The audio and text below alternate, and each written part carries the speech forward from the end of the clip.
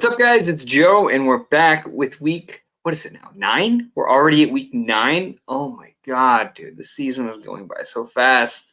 But what's not going fast is I don't know. That's not the right transition.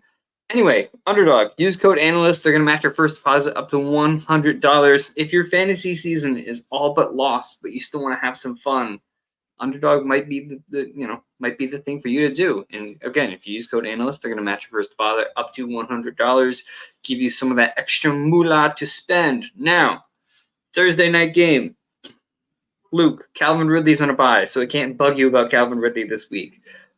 But Deontay Johnson, he seems to be one of your constant guys that you're looking at. One of your favorite fantasy players just because of the value and the high targets that he gets. He had his first touchdown last night. I think it was since 2021 with Ben Roethlisberger threw in one. So what are your expectations on him going forward, his insane target share, and some other takeaways from last night's game? Yeah, I'm not expecting those touchdowns to come every week. That's for sure. I don't think we can expect it after what we saw last year, 0 touchdown year. And I don't think he missed many games, if any, last year. So that red zone production is a real problem. But on the bright side, that doesn't matter much when you're getting targeted 10 plus times a game, like Deontay seems to do every single game he plays. I mean, we saw what George Pickens was capable of while he was hurt. And now in the 2 games back, it feels like George Pickens has been completely phased out of this offense. Only 2 catches yesterday. Me and you both had more receiving yards than George Pickens did yesterday. He was in the negatives. So, yeah, Deontay Johnson has been one of my favorite fantasy players for a while. He's on a bunch of my teams this year. Grateful I stashed him on IR and kept him when he got hurt, and it seems to be working out for me. So it seems like we're back to that Matt Canada way, which is getting the ball in Deontay's hands and kind of just ignoring George Pickens. So I wonder if yesterday, because the Steelers offense scored, I think it was over 20 points, or at least 20 points, not something they're normally doing. They rank last in just about every offensive category there is. But Matt Canada being on the sidelines and sitting with Kenny Pickett may have actually been a benefit to the team. And, having him down there could have been helpful. So if that's the case going forward, maybe we see some better things from this Pittsburgh offense. And we did see better things with Najee Harris, who for most of the season has been unusable or just very low upside. So the fact that he got 15 points last night is huge. If you're a Najee Harris owner, you're in a pretty good spot right now. You got a potential running back too for the rest of the season. And he may not be performing at the level at which you drafted him for, but still, I mean, if he's going to put up respectable numbers, and there's a couple guys that are late bloomers. Javonte Williams, someone we won't be able to talk about this week because he's on a bye, but again, another one of those late bloomers into the season where if you held on to him, he might be rewarded for it. So good things there. Will Levis, I thought he looked pretty good last night. He didn't do anything crazy. No 4 touchdowns this week, unfortunately. DeAndre Hopkins still just barely got 10 points, but it's going to take time. He didn't turn the ball over against this Pittsburgh defense, and he actually had a couple of good plays where I saw the one where he was able to dump it off to Derrick Henry for that 23-yard catch and run, and as he was getting tackled by T.J. Watt, he managed to get the ball out. So still seeing good things from Will Levis, so hopefully that continues. Now, starting with our first game of this week, Chiefs versus Dolphins. This one's going to be in Germany. So I don't know any German, but yeah, I don't know. I keep trying to think of a German word, but I don't know any German. For the Chiefs side of the football, this is the highest point total of the week, about a 50 point total. 50 point total. Raheem Mostert, he only saw 13 touches last week. Ahmed and Wilson combined for 50% of the snaps, and they had the same amount of touches as Raheem Mostert. So, again, I mean, this is a great matchup in terms of points to be had. I think this could be a pretty high-scoring game, so I'm not sitting Mostert, but I just don't think his upside is nearly as high as it has been early on in the season. So, lowering expectations on Mostert, but still starting him. Other than that, Tyreek, Jalen Waddle, obviously you're starting. No Clyde Edwards-Helaire in this matchup. Jerick McKinnon maybe becomes more of a desperate start, again, in a high-scoring game. Luke, talk to me about Rashee Rice. So Rashee Rice, how do you treat him going forward? Is he just a flex play? Do you think he could be more than that? Are you trying to sell him? What are your thoughts on Rashee Rice up to this point? Yeah, I think he can certainly be more than a flex play, but at this point, I don't think he is. We haven't seen really anybody in this Chiefs passing game step up alongside Travis Kelce pretty much since Tyreek Hill left. And I wouldn't really have my hopes up that Rice is going to turn into some every week start that, is anything like a wide receiver 2 or anything. I mean, we had the expectations last year where, people were drafting like Hardman or Valdez-Scantling or Sky Moore late in their drafts, hoping to hit on whoever the Chiefs wide receiver 1 would be. And it just didn't pan out. And it feels like there was a lot of that with Kadarius Toney this year as well. And that also hasn't panned out.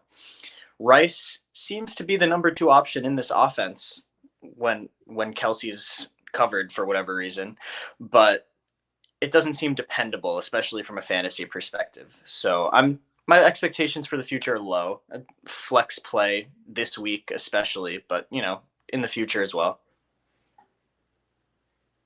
Yeah, I could get behind that. And again, he is second on targets behind Kelce on this team, and he's averaged over 60% snaps in the last 2 weeks. So Rice is looking good, and again, high-scoring game.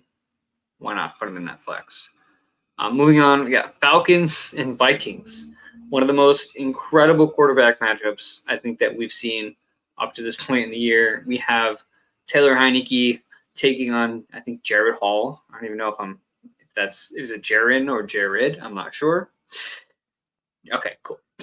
37.5 point total. This is expected to be a pretty low-scoring game. Not a game you want to, take some chances on.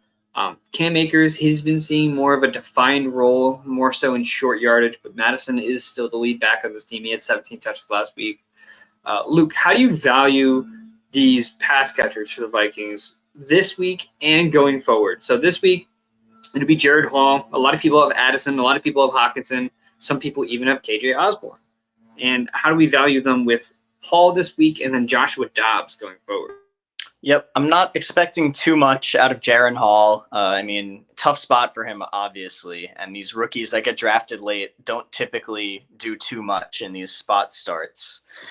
So especially that Justin Jefferson is hurt. The only person who I'm really excited in any way about starting this week would be TJ Hawkinson, who has been really dependable and is just one of those top-tier tight ends that you would hope Kevin O'Connell's game plan is just getting the ball out of Jaron Hall's hands and into TJ Hawkinson's. So TJ, I think, is still firing him up as your starting tight end if you have him. Addison, Osborne, not too excited for this week. But in the future, I don't think this loss is as catastrophic as some of the fantasy community is making it out to be. And I actually got into a little bit of beef on Twitter with someone who I forget. Someone posted about how I think their take was Dobbs is going to be worse for these weapons than Nick Mullins would have been, who was their backup earlier in the year. And I commented, I replied saying that, I don't know. I think Dobbs was pretty good for the Cardinals pass catchers. And I think the Cardinals pass catchers are in a worse situation than these guys are. And then someone else got into a little bit of a fight. But I said Hollywood Brown is the wide receiver 21 this year. Zach Ertz and Trey McBride. Trey McBride was the tight end 1 last week. I think Josh Dobbs, he's not Kirk Cousins, but I think he can sustain the weapons in an offense. So I don't think this is the end of the Vikings offense from a fantasy perspective. This week, you're probably going to have to just live through and tough it out. But when Dobbs takes over, I'm not expecting it to just be a catastrophe. And I think a big part of that too, and forgive me if you hear anybody mowing a lawn or something outside, but a big part of this offense as well is the pass volume. And just that's, Kirk Cousins passing the ball 50 plus times each game. And if that's how they're going to run it with Josh Dobbs, back there, then I don't think, you're going to see a drop off because, again, it's not Kirk Cousins, but 50 passes is still 50 passes. And TJ Hawkinson and Jordan Addison are going to combine for a very large chunk of those 50 passes. And that alone will be good enough for you to start them each week. Now, again, when Justin Jefferson returns, it's not hard. It's really not that hard. Just force him the ball, and that's that's how you win games. That's how you stay in these games. So I think that's going to be the message to him. I'm not too worried about it. On the flip side of the ball, flip side of the game, Bijan Robinson, he got saved by that touchdown last week, had a limited amount of touches. This is a pretty good matchup for him. They are expected to win against the Vikings. I think that Bijan, obviously, should be in a good spot, especially with Drake London also out. One thing Bijan was lacking last week was that pass volume. With London out, who had a 20% target share last week, and with how much they like to use these running backs in this offense, I'm expecting Bijan to get at least 4 or 5 targets in this game. And I think that on top of the game script will be enough for him to get back to RB1 status.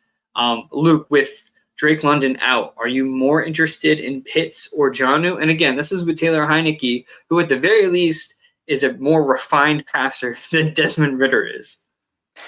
I guess slightly more interested. You never want to say you're excited about starting Kyle Pitts. It's just so tough, man. But I still have Kyle Pitts in a league, unfortunately. And I think he is going to be, I have Darren Waller in that league as well. Darren Waller out this week. I think Pitts is going to be in my lineup alongside Dalton Kincaid, actually. I think they're both going to make it this week. So we'll just have to see how that turns out. Very unfortunate situation. Moving on, we got the Baltimore Ravens taking on the Seattle Seahawks. So one thing I really want to talk about is the split between Zach Charbonnet and Kenneth Walker. So last week, Kenneth Walker played 41% of the snaps. Char played about 59% of the snaps. And a lot of people thought that was just due to injury. Walker wasn't playing that much, only because he was dealing with his injury and his game time decision. But Pete Carroll had some other words to kind of say about this, including that he looked good. We wanted to get him more touches, and when he's producing, we don't want to take him out there. He also talked about Zach Charbonnet's ability to pick up blitzes, which is rare for a rookie in pass blocking situations. I dug a little deeper, and I noticed that Kenneth Walker on the season has a 53.0 pass blocking grade, according to PFF. And, PFF isn't, all things holy. But at the end of the day, Zach Charbonnet had a 87.2 pass blocking grade. So he's clearly been performing a lot better in that field. And when he was drafted, one of the things I said when I was scouting him was that Charbonnet is a great pass blocker. And that's kind of one of the things that make you valuable in the NFL. He's been efficient on the ground, and if he's going to keep improving as a pass blocker, he's going to get more snaps. And this is going to be a situation where, not just due to injury, Kenneth Walker and Zach Charbonnet are going to share a backfield. And you're not going to be happy about that if you're a Kenneth Walker owner. So just know that going forward, the Charbonnet is here to stay. On top of that, Jackson Smith and Jigba, he managed to score last week, even with DK Metcalf back. And one of the things I wanted to see was how his role would be impacted with the return of DK Metcalf. But fortunately, he still played about 66% of the offensive snaps. So Jackson Smith and Jigba's role has not changed. There's just only so many targets to go around. And when DK is already getting 14, it's unfortunately Jackson Smith and Jigba is not in a good spot to be a weekly starter. But he does have the upside, and he is now on the field for the whole game. He's not being outsnapped by Jake Bobo at this point. And the Seattle Seahawks are running more 3 wide receiver sets. So there's plenty of opportunity for JSN to keep getting points, but again, there's only too many targets to go around. On the flip side of the ball, Luke, Gus Edwards averaging 17 touches over the last 3 weeks, 19 points per game. Is he trustworthy this week, and is he trustworthy going forward as a potential RB2? I think he is, and I think the media is starting to catch on, because now I'm seeing all of this like Gus Edwards talk on the internet. And again, that's just usually a good sign of things to come. Gus Edwards propaganda. Pretty much. I saw a quote from Gus this week that said he's ready to handle another heavy workload, and he's going to continue to be ready every week, it feels like. And we heard all these talks about the Ravens being in on Derrick Henry or being in on Saquon Barkley, and they didn't do a thing with their running backs. So it feels like they have confidence in Gus Edwards. And it feels like for most of his career, he's been, either a 1B or a backup to J.K. Dobbins or Justice Hill or whoever else has been running in this backfield. So now that Gus is finally taking over, his legs are relatively fresh. He looks healthy out there. I think, workload is king for fantasy running backs. And if this workload continues, I think Gus is a very dependable, high end even running back too going forward. Yeah, and again, Keaton Mitchell, one of my fantasy darlings going into the season as a potential stash. I don't think it's I don't think it's exactly a situation where you drop Keaton Mitchell if you're in dynasty or if you're in a very large league. He was out last week. He only had one touch the week prior before getting hurt, but he is healthy. He's off the injury report. Keaton Mitchell could make an appearance in this game. So just keep an eye out for that situation as well, because Keaton Mitchell, again, upside rookie. He had one catch for 9 yards 2 weeks ago. We haven't seen him since. He's healthy. Just don't forget where you heard Keaton Mitchell. That's all I have. Not Marquise Brown. He's no longer on the Ravens. Zay Flowers, he's still in a good spot. He's getting consistent targets, and Mark Andrews, not even worth talking about. Mark Andrews at this point. But I do want to move on to the Browns and Cardinals. So Jerome Ford last week apparently had a high ankle sprain and still ended up playing in that matchup. He was limited in practice this week as opposed to last week where he wasn't practicing. I'd say Jerome Ford's in a much better situation this week to come in. Deshaun Watson's also expected back for this game, so a bit of an upgrade at QB, and Jerome Ford being limited. I think Ford is definitely startable in a matchup where Browns are favored by 8.5 points against the Cardinals. Clayton Tune starting. Not really too much to go over other than Trey McBride. You mentioned it already. Trey McBride coming off a 40% target share. That was with Josh Dobbs and with Zach Ertz currently on IR. I think he's still a play this week because Clayton Tune's going to want to force the ball to someone. But all Cardinals pass catchers this week have their expectations lowered, similar to Jaron Hall, where you just got to downgrade all the pass catchers for this week. Just going to move on to the Packers and Rams. Luke, talk to me about the Rams side of the football, what this looks like without Matt Stafford, if that ends up being the case. And then I'll talk about Christian Watson and Aaron Jones a little bit after. Yep, Stafford is a game time decision for this weekend, so I would just brace for him not playing because that's usually not good news when it comes to quarterbacks. But anything can happen. Just you got to have a backup plan, and I'm not expecting much if Matt Stafford sits. We got a little bit of a taste of that this week, and it wasn't very pretty. After Stafford left the game, Kupp and Nakua, neither of them really did much, and I wouldn't expect much from them if Stafford does sit. I do think Kupp particularly is still startable, but they both of these players take significant downgrades, and really the Rams offense as a whole takes a very, very large downgrade if Stafford is out. Yeah, and I believe it's a thumb injury for Stafford, and I don't know if it's his throwing hand or his non-throwing hand, but either way, to grip the ball and to take the snap, it's not ideal to have a thumb injury, especially with loss of grip. That's like the biggest thing. If you can't grip the ball that well, it's going to cause fumbles and can't throw as tight of a spiral, things like that. So definitely things to be concerned about. Darrell Henderson, I think, is startable this week as well. I think, last week he had pretty much a 50-50 split with Royce Freeman, but Henderson is performing at a higher level, and he is the better back. So, again, a game where they're probably going to have to rely on the run game a little more, especially if Stafford is out. And if Stafford's in, they want to get the ball out of Stafford's hands. So that's going to include running the ball and some dump offs to these running backs as well. So no problem with starting Darrell Henderson. This is probably going to be one of your last weeks to do it before Kyron comes back. So take advantage. Flip side of the ball, Matt LaFleur saying that he's ready to cut Aaron Jones loose. He had probably his best week in practice this week as far as being in a limited capacity.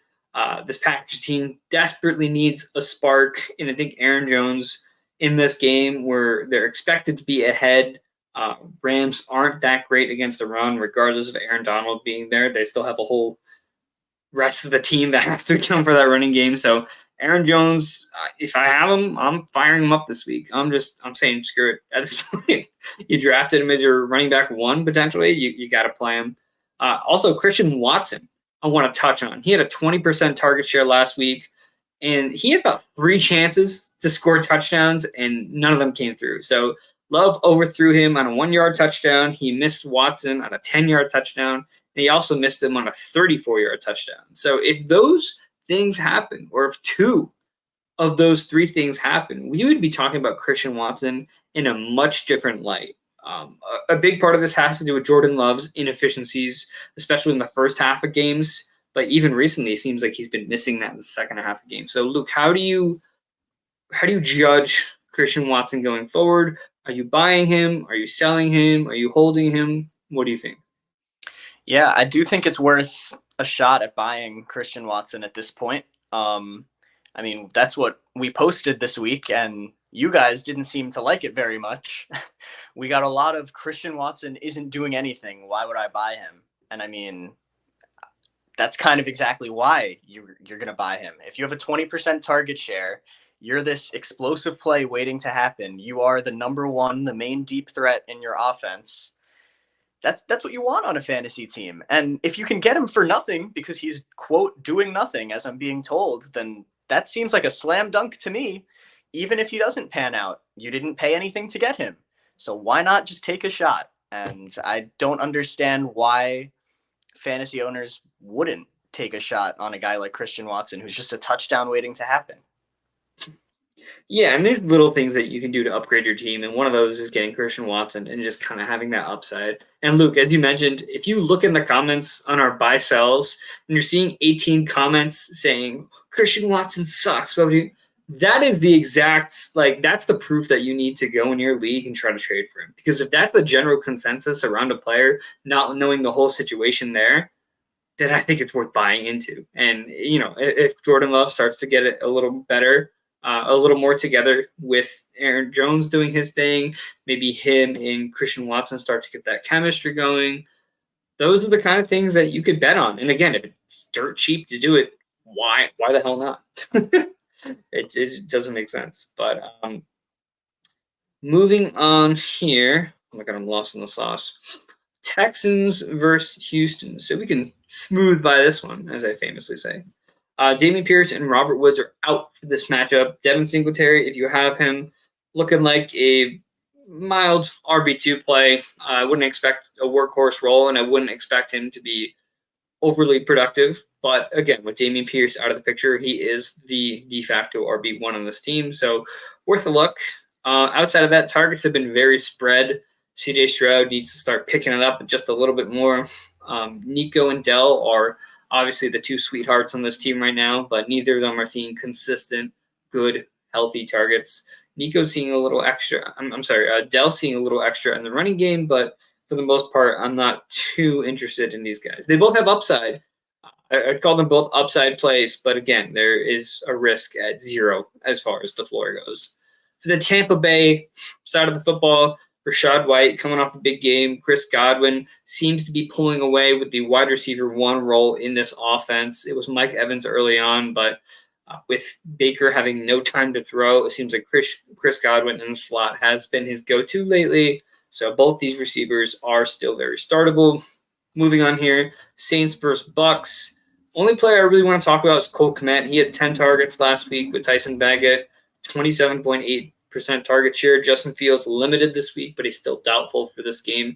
Is there anyone on the Saints side of the ball you want to touch on? Maybe Chris Olave. He seems to be our next to Calvin Ridley. He seems to be our weekly question mark as far as what's going on with Calvin Ridley and what's going on with Chris Olave. See, I'm confusing the two at this point.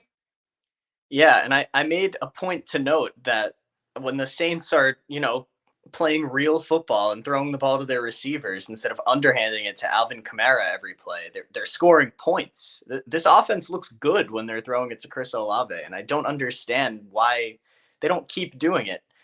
And, of course, the one play that goes viral is the play where Olave drops the wide open pass, and that seems to be the public opinion, is that, wow, this guy stinks. He got arrested. Ha, ha, ha. Very funny.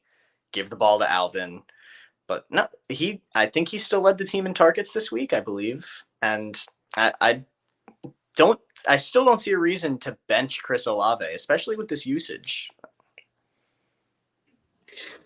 Yeah, I agree. I think again, it's the usage is there. You just kind of have to hope that Derek Carr gets healthier and they start throwing down the field more. Next game here, we got Panthers versus Patriots versus Commanders. They might as well be the Panthers with how they're playing. But Patriots side of the football, Kendrick Bourne, their only offensive hope, just tore his ACL last week. Not a lot to be excited about. The good news for the Patriots side of the football is that the Commanders literally just traded away Chase Young and Montez Sweat last week. So I would imagine that Mac Jones won't be under as much pressure.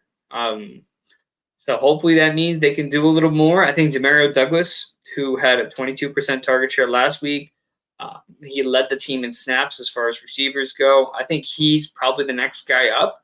But again, that's a risky kind of flex play, and I'm not too excited about it. On the Washington side of the football, this running back room is just becoming more of a mess. Antonio Gibson, I believe, took the lead last week, and then the week before that, Chris Rodriguez had 11 carries. I don't know what's going on with them at this point, but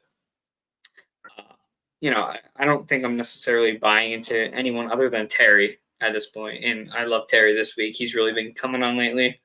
Luke, talk to me about the Panthers versus the Colts. This running back room for the Panthers, has it made a change of the guard? Is Chuba Hubbard the running back one? Can we drop Miles Sanders?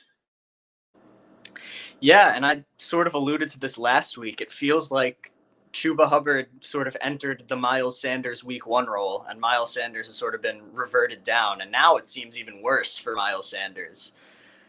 I would feel comfortable dropping if there are better options, but I also think, he's worth the stash. In the instance that Hubbard gets hurt, Sanders will be the guy again. So there's always that handcuff value there. But I do think at this point, this is Hubbard's backfield. Frank Reich was singing his praises this week, saying that he's a veteran in that locker room and he just knows how to be a running back in this league. That type of coach speak, when they speak about running backs, is like, they put their head down and work. They make the team work harder. They want to play. That's the type of talk you want to get for a running back. And it seems like Chuba Hubbard is by far and away this team's RB1. And I think he's a mid-range to low-end RB2 going forward. Yeah, I'd agree with that. I think there is still a world where, Miles Sanders, maybe he has a good touch, right? You give him a good carry or something like that. And then it's like, okay, maybe we'll start feeding him a little more. I don't think Chuba's job is concrete by any means, is what I'm kind of alluding to here. On the flip side of the ball, great matchup for the Colts. I think Zach Moss, desperate start. Even though Jonathan Taylor's kind of pulling away with it, Moss is still seeing a healthy amount of touches. And this is a kind of matchup where Panthers are one of the worst, if not the worst, run defenses in the NFL. Game script could be there to the chance where they can just kind of run the ball out. And when they run the ball out, they typically like use Moss at the end of the games just to kind of keep Jonathan Taylor healthy and kind of give Moss something to look forward to, I guess. But Josh Downs, also dealing with a knee injury. He's listed as questionable going into this matchup. If he can go, I think he's still a pretty good start. But Michael Pittman looking like he's going to be the main beneficiary of this matchup. Moving forward, we have the Raiders versus the Giants. Luke, Giants are starting to look up, dare I say. You have Andrew Thomas practiced it in a limited fashion. He's expected to return in this matchup. He says he's good to go. Daniel Jones expected back in this matchup. Saquon Barkley off the injury report. He seems to be fully healthy. Darren Waller's going to miss some time, but this defense for the Giants is actually looking pretty solid. So what are your expectations for the Giants in this matchup against Aiden O'Donnell? I will say that this Giants team sort of looks like the Giants team we saw last year. Not that they have a winning record, but they're staying in games that they really have no business staying in. We saw them not throw a single pass after halftime last week and be leading that game for almost the entirety of the fourth quarter. We saw them hang around with a very good Buffalo team. We saw them beat Washington.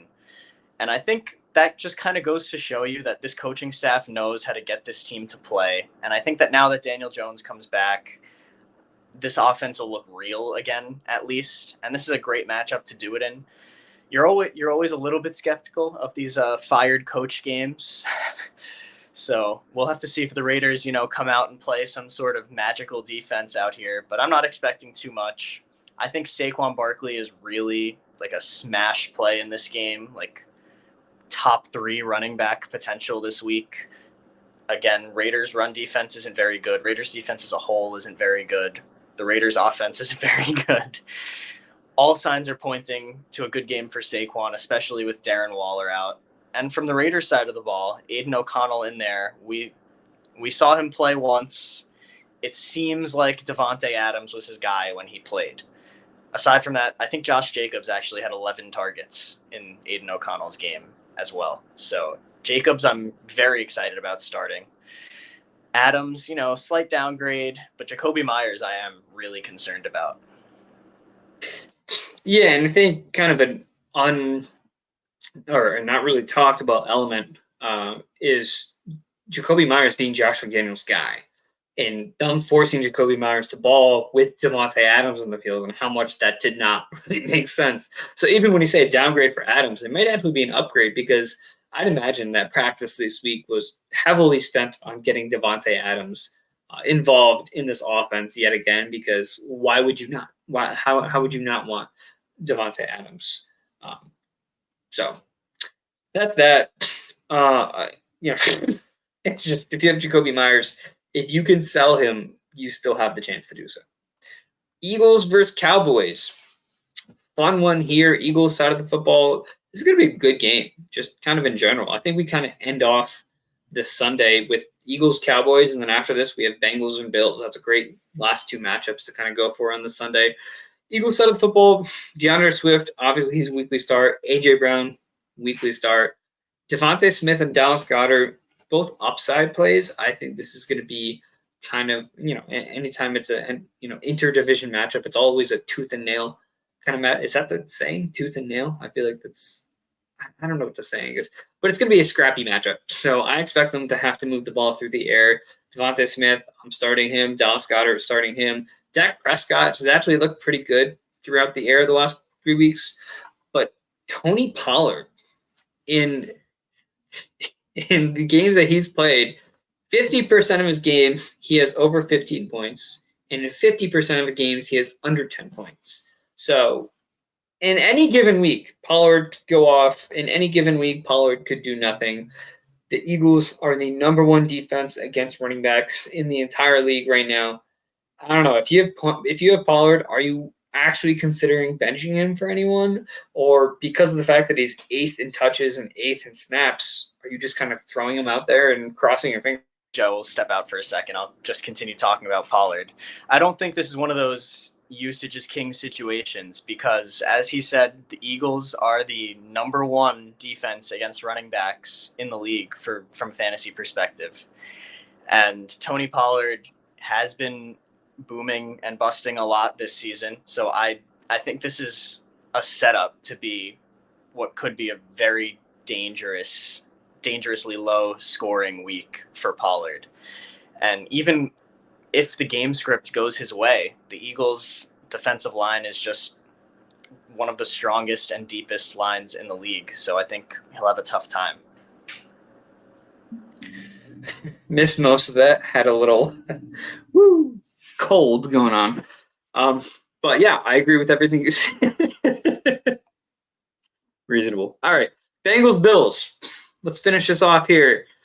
We got another one Monday night. But Bengals side of the football, Joe Mixon, he dealt with a chest injury for most of this week, but he has been cleared, and he is good to go in this matchup.